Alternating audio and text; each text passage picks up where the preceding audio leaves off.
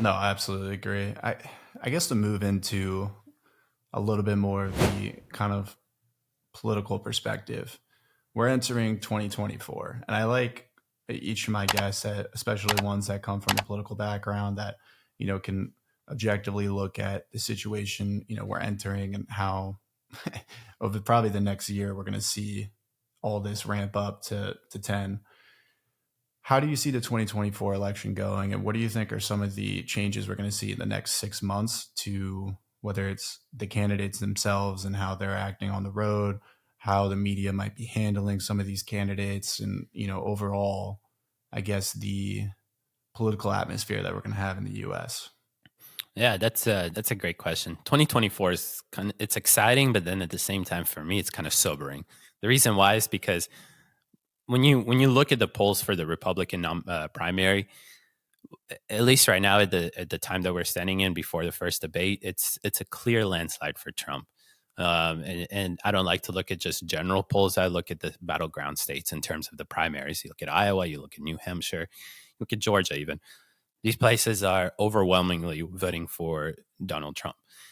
The Democrat nominee, unless something crazy happens, is going to be Joe Biden. When it comes up Joe Biden against Donald Trump, Joe Biden is, I'm not going to say a landslide win, but it's going to be pretty easy for him to beat Trump. No matter what you're going to do, if you look at independent women, suburban women, for example, you can go on CNN and go look at, they just did a quick little interview with three women who voted Democrat but now voted Republican, and they're somewhere in the middle. Just look at them and tell me, can these women actually vote for Donald Trump? And the answer is no, they cannot. But when I ask that question to myself about DeSantis, that's when I say, these women actually, not even maybe, will most likely vote for DeSantis, just like how these women voted for DeSantis in 2016. So it's always always going to come down to the independent women. And it's not even independents, because independent males, once they are swung one way, they are locked in. But independent suburban women decide all elections all the time. They decided the 2020 election, 20,000 votes in Wisconsin, 11,000 votes in Georgia, somewhere around the same amount of votes in Arizona. You sit there and you say, okay, did 40 something thousand votes really decide, this election? It did. It really did. And these people are purely the independents of every battleground state.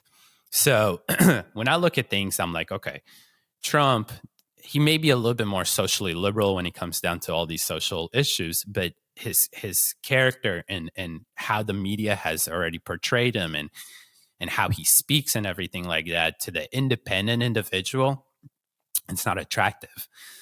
So, and the best example of that, and Republicans hate when I bring up this example of it, is just look at 2022. It's not that long ago. I'm not saying even 2020. I'm saying 2022. Every place where Trump put up a candidate, and then there was another candidate from the Republican Party that was not kind of a Trump candidate, the non-Trump candidate overwhelmingly did much better than the Trump candidate.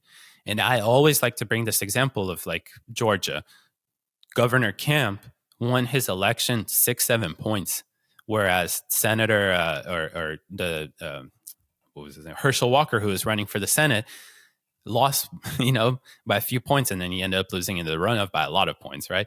Or you know what I mean. But that's a perfect example, and that happened across every single state. So what makes you think that like Trump will be able to win Georgia when his senator can't win Georgia, and an individual that he's imposing for a while overwhelmingly won Georgia? That is because independents, especially independent women, are overwhelmingly going to break towards the non-Trump candidate, whether it's Biden or whether it's DeSantis. So I kind of wish more Republicans would wake up and see that, I love Trump. Trump is a great president. He was very charismatic. There's a lot of great things he did, a lot of things that I kind of criticize him on. But if you look at the polls and you actually want to start to institutionalize kind of conservative policies like I want to, then you need to start to look at the right direction, the direction that it's going to win for you. I'm sure Tulsi Gabbard for the Democrats was way more attractive than Biden, but they probably looked in the future and saw Tulsi can't beat or Trump, right? You got to be a little smart about it. So that's kind of my outlook at things and kind of how I feel about it. What do you think?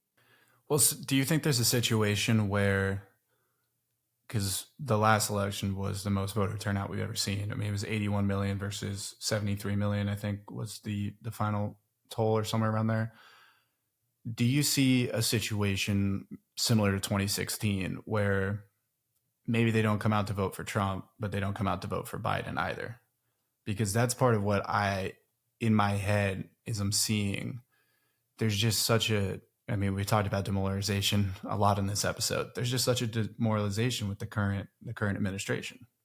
Yeah, I mean, that's definitely a factor of it is the idea of, a 2016 style thing where it's like, I'm not voting for Biden. So who's my other? Oh, it's Trump. So I'll vote for Trump. But if you look at 2020, it was a referendum on Trump.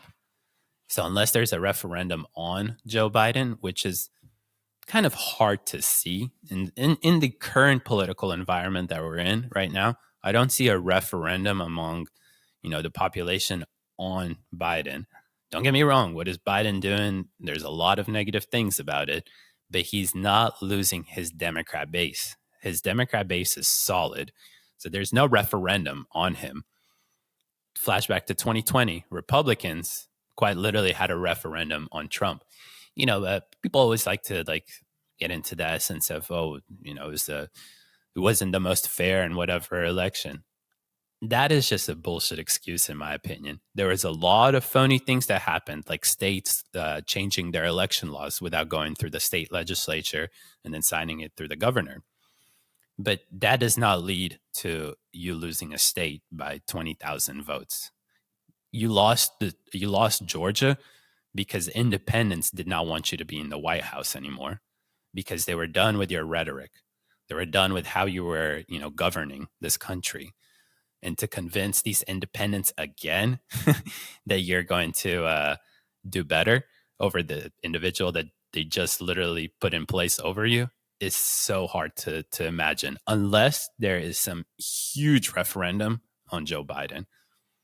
Do you think there's a possibility, though, that a lot of those independents, so if the independents, let's say, essentially vote for neither candidate or, move majority towards a third party candidate, how do you think that swings? Because I think the general base of Trump might be larger than Biden's in terms of people that are committed to voting for him. So I think that independent swing is where we're going to see a lot of it. And you see more people going towards Biden, like still, even if, we're in our current economic situation, they'll still vote for him. Yeah, because in the way you, for example, look at it, if you look at the Senate, it was when they had just 50 seats. Every senator of the Democrat side, except one or two times when it came down to like an infrastructure bill or something like that, was voting intact. It was voting in pack. Very hardly do we see that on the right, where all Republicans all vote together. The reason why is because although the left is kind of like broken up into different kind of like fringes, I would say, they still come together at the end of the day and still vote together. That is why when you look at polls, I believe it's like 40% don't want Biden to run again. But when you ask them, will you vote for Biden? It's like 98% of Democrats say they want to vote for Biden. That's something that is like, that's insane. You don't see that on the Republican side. It's kind of broken apart always, right? There's, look at how they try to confirm the speaker, right? Because not everybody was getting what they wanted to. It took like 10 times to confirm the speaker. It's a perfect it's a perfect example of what happens on the right. And I like that. I like that the right has to compromise and get together. Otherwise, they won't get all of them together to vote on it.